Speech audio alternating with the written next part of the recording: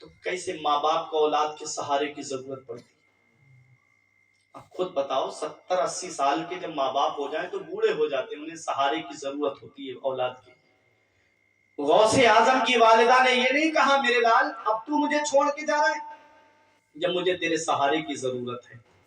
ماں نے یہ نہیں کہا، قیامت تک کے لیے عورتوں کو پیغام دے دیا کہ اپنے سینے پر اپنی اولاد کی جدائی کا پتھر رکھ لینا، لیکن ان کو ان پڑھ جاہل مت رکھنا، ان کو تعلیم دلانا، ان کو دینی تعلیم دلانا۔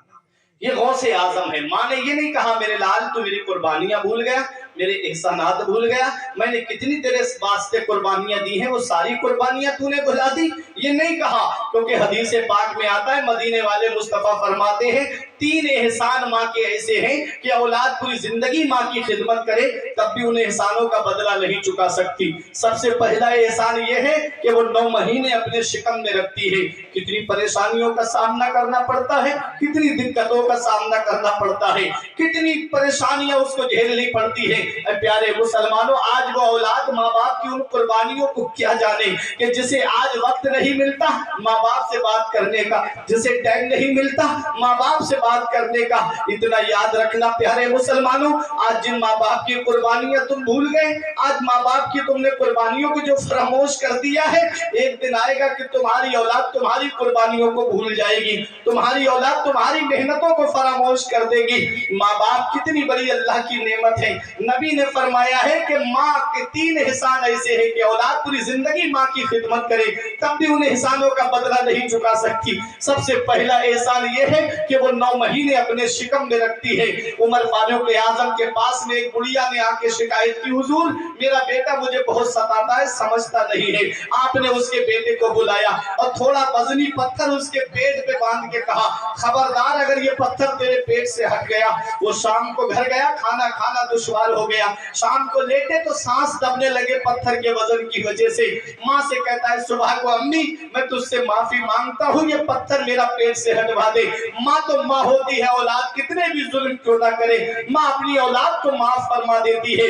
ماں نے کہا چل بیٹا۔ عمر فاروق اعظم کی بارگاہ میں آ کر کے ماں نے کہا حضور میں نے اپنے بیٹے کو معاف کیا، آپ بھی معاف کر دیجئے۔ عمر فاروق اعظم نے وہ پتھر پیٹ سے ہٹایا، اس کے بعد فرماتے ہیں تو بھول گیا ماں کی قربانیوں کو، تو بھول گیا ماں کے احسانات کو، ایک چھوٹا سا وزنی پتھر لے کر کے تجھے ایک رات کاٹنا دشوار ہو گیا۔ تیری ماں نے تو 9 مہینے تجھے اپنے شکم میں رکھا، کیسے گھر میں کام کیا ہوگا، کیسی پریشانیاں اٹھائی ہوگی، کتنی دقتوں کا سامنا کیا ہوگا، کیسے گھر میں کام کاج کیا ہوگا، ماں کے ان احسانات کو تو نے کیسے فراموش کر دیا۔ کہتا ہے حضور آج کے بعد کبھی اپنی ماں کو نہیں ستاؤں گا۔ یہ ہے ماں کے احسانوں کا بدلہ پوری دنیا میں آدمی نہیں چکا سکتا۔ اللہ اکبر، ماں کا احسان اتنا بڑا ہے کہ وہ 9 مہینے اپنے شکم میں رکھتی ہے، کتنی پریشانیاں کا سامنا کرنا پڑتا ہے۔ یہ تو وہی جانتے ہیں جن کے گھر میں اولاد کا جنم ہوا ہے، جو اولاد والے ہیں۔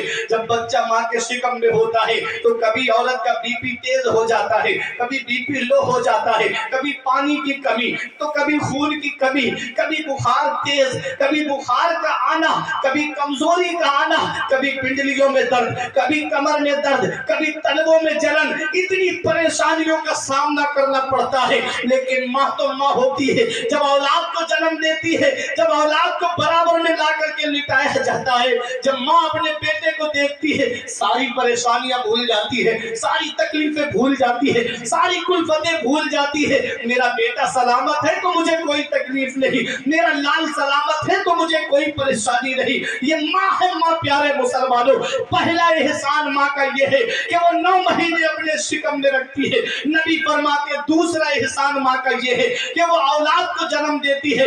بعض عورتوں کا بچے کو جنم دیتے وقت انتقال ہو جاتا ہے، دنیا سے چلی جاتی ہے۔ اللہ اکبر، جب اولاد کو جنم دیتی ہے تو گویا اس کی زندگی میں 4 چاند لگ جاتے ہیں۔ پیارے مسلمانوں، یہ احسان ایسا ہے کہ औलाद पूरी जिंदगी माँ की खिदमत करे तब भी इस एहसान का बदला नहीं चुका सकती। तीसरा एहसान नबी फरमाते हैं कि वो 2 साल तक अपना खूने जिगर दूध की शक्ल में इस औलाद को पिलाती है, तब माँ के इस एहसान का बदला औलाद पूरी जिंदगी नहीं चुका सकती। आज औलाद माँ बाप के मर्तबे को क्या जाने। मदीने वाले मुस्तफा से किसी ने पूछा, या रसूल अल्लाह, मेरे माँ बाप मेरी मोहब्बत का सबसे ज्यादा हकदार कौन है? नबी ने फरमाया उम्मों का। फिर अर्ज किया आका फिर कौन है मोहब्बत का हकदार? नबी फरमाते उम्मों का। अर्ज किया आका फिर कौन है? फरमाया उम्मों का। 3 मर्तबा माँ का नाम लिया। चौथी मर्तबा सहाबी पूछते आका मेरी मोहब्बत का हकदार कौन है? आका फरमाते अबू का, तेरा बाप हकदार है। इससे ये मत समझना कि 3 मर्तबा नबी ने माँ का नाम लिया है, 1 मर्तबा बाप का नाम लिया है, तो इससे बाप का मर्तबा कम है, बाप की शान कम है, बाप की इज्जत कम है, बाप की अजमत कम है।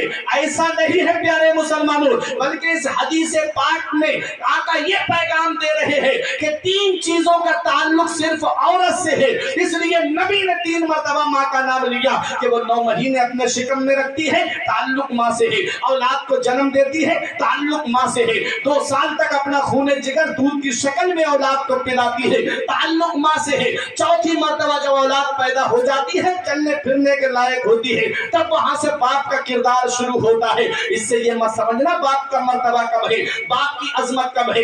बाप क्या होता है? आज की वो मोबाइल चलाने वाली औलाद क्या जाने, जिसे घंटों बाप के पास बैठ करके बात करने का वक्त नहीं मिलता। बाप क्या होता है ये आप उससे पूछिए जिसके सर से बाप का साया उठ गया। बाप क्या होता है ये उससे पूछिए जिसके सर पे बाप का साया नहीं है। अरे बाप क्या है? आज की औलाद कहती है माँ बाप ने किया क्या है हमारे लिए? अरे देखो ये चौराहे पे फल का ठेला लगाने वाला, इस शिद्दत की गर्मी में फल का ठेला लगा करके फल बेच करके औलाद के लिए रोजी जमा करने वाला, ये एक बाप ही तो है जो ठेला लगा करके शिद्दत की गर्मी में खड़ा है, धूप लग रही है, कोई साया उसके ऊपर नहीं है, ये एक बाप ही तो है। अरे प्यारे मुसलमानों, रात के 3-3 बजे रक्षा लेकर के रोड पे चलने वाला, अपनी जान को हथेली पर रख करके चलने वाला, ये एक बाप ही तो है कि मुझे मेरी औलाद की तालीम के लिए पैसे जमा करने हैं, मुझे मेरी औलाद की पढ़ाई के लिए पैसे जमा करने हैं। तुम तो घर में आराम से मोबाइल चलाते हो, तुम्हारा बाप 3-3 मंजिल पे सर पे ईंटें लेकर के चल रहा है।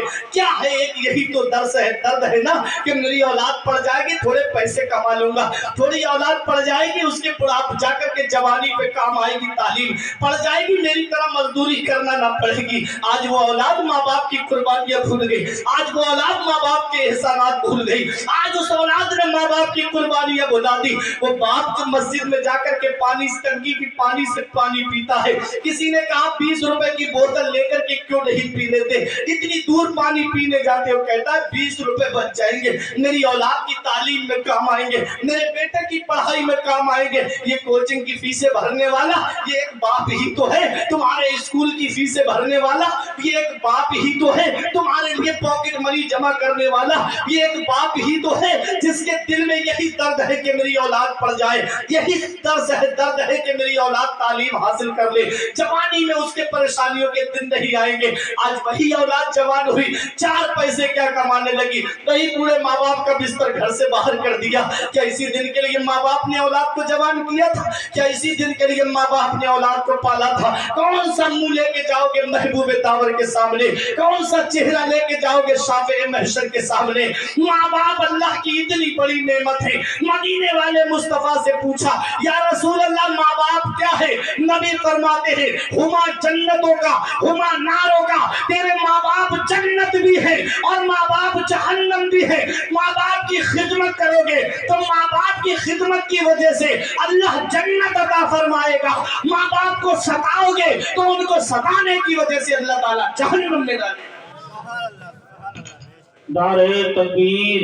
कैसी भी हो साया नहीं खोले देता, धूप कैसी भी हो साया नहीं खोले देता, राह कैसी भी हो बेबस नहीं होने देता, बेच के अपना लहू चाहे वो रोटी लाए, बाप औलाद को भूखा नहीं सोने देता। बेच के अपना लहू चाहे वो रोटी लाए, बाप औलाद को भूखा नहीं सोने देता। वक्त ठुकरा देगा एक दिन मेरी सारी ये कुर्बानियां दामने उम्मीद में फकत नाकामियां रह जाएंगी।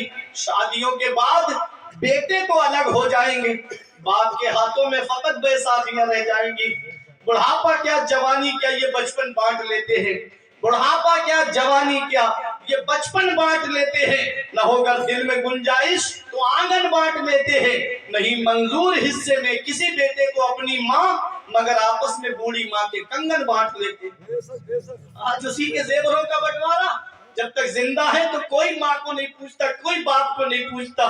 मेरे आका की बारगाह में यमन के नौजवान सहाबी आए और आके अर्ज करते, या रसूल अल्लाह, मैं यमन से आया हूँ, आपकी बारगाह में रहूंगा, वापस नहीं जाऊंगा, जितनी जिंदगी है मदीने में गुजारूंगा। मदीने की सरजमीन, अल्लाह अकबर, जिसके बारे में आका फरमाए कि मदीने की मिट्टी में शिफा है। अल्लामा हसन कहते हैं, न हो आराम जिस बीमार को सारे जमाने से, उठा ले जाए थोड़ी खाक उनके आस्ताने से। वो मदीने की सरजमीन जहाँ इंतकाल हो जाए और ईमान वाला है तो सीधा जन्नत में जाएगा। तैबा में मर के ठंडे चले जाओ आंखें बंद, सीधी सड़क ये शहर शफाअत नगर की है। वो मदीने की सरजमीन पे सहाबी आए, कहते या रसूल अल्लाह, वापस नहीं जाऊंगा। आका ने इरशाद फरमाया, अल्लाह का अबवाया, क्या तुम्हारे माँ बाप जिंदा हैं? सुनो, माँ बाप को परेशानी के आलम में छोड़ करके अपनी जिंदगी अलग बसा करके खुश रहने वालों, माँ बाप एक एक पैसे को परेशान, पीरों के देने के लिए हजारों रुपए के नजराने और बाप को देने के लिए दवाई तक के पैसे नहीं। क्या काम आएंगे ये तुम्हारे नजराने, क्या काम आएंगे? अल्लाह अकबर। मेरे आका ने फरमाया, हल लका अबवाया, मेरे सहाबी क्या माँ बाप जिंदा हैं? अर्ज करते, हाँ या रसूल अल्लाह, माँ बाप जिंदा हैं। आका ने फरमाया, क्या इजाजत लेके आए हो, क्या पूछ के आए हो कि अब मैं जा रहा हूं? तो अर्ज किया, हाँ या रसूल अल्लाह, मैंने माँ बाप से इजाजत ली है कि मैं मदीने शरीफ जा रहा हूं। आका ने फरमाया, जब तुमने इजाजत ली तो ये पूछा था, ये बताया था कि अब उनका बेटा वापस नहीं आएगा उनके पास में? अर्ज करते, हाँ या रसूल अल्लाह, जब मैं उनसे मिला, रुखसत हुआ, तो मैंने ये कहा था कि अब मैं मदीने शरीफ जा रहा हूं, जितनी जिंदगी बची है बाकी मदीने में गुजारूंगा। अब फरमाते हैं, जब तुमने अपने माँ बाप से ये कहा था कि वो वापस नहीं आएगा आपका बेटा, तो माँ बाप की हालत कैसी थी? हंस रहे थे कि रो रहे थे? कोई लड़िया के नौजवानों, जब इतना मेरे आका ने पूछा माँ बाप की हालत कैसी थी, हंस रहे थे कि रो रहे थे? सहाबी कहते, या रसूल अल्लाह, जब मैंने ये कहा कि मैं वापस नहीं आऊंगा, तो बेटे की मोहब्बत में गले लग करके फूट फूट करके रो रहे थे, फूट फूट करके रो रहे थे मेरी मोहब्बत में।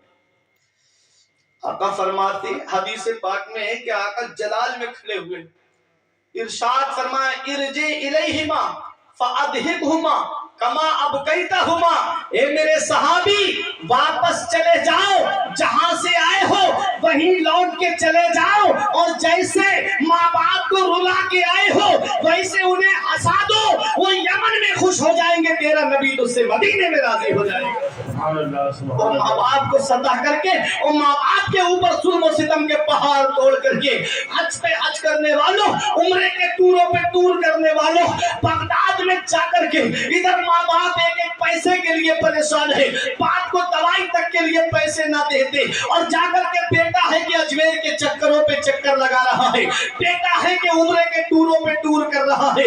इतना याद रखना, मदीने वाले मुस्तफा फरमाते हैं, जिससे उसके माँ बाप राजी है उससे अल्लाह राजी है, उसका रसूल राजी है, और जिससे माँ बाप नाराज है उससे ना अल्लाह राजी है ना उसका रसूल राजी है। अरे तू अपने माँ बाप को राजी कर ले, अल्लाह तबारक व तआला तेरी किस्मत में हज मकबूल का सवाब अता फरमाएगा। तू अपने माँ बाप को खुश रख ले कि अल्लाह तबारक व तआला तुझे उम्रे का सवाब अता फरमाएगा।